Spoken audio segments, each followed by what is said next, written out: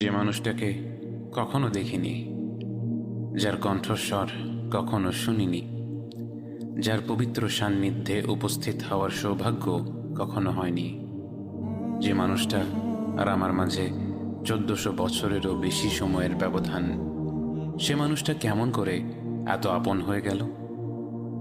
যারা বোঝে না 21 শতাব্দীতে বসবাস করা শত শত কোটি মানুষ মধ্যযুগের আরব সমাজের একজন ব্যক্তির প্রতি এত টান অনুভব করে কিভাবে, তাদের কেমন করে বোঝাবো ইয়া রাসূলুল্লাহ আপনাকে কেন এত ভালোবাসি?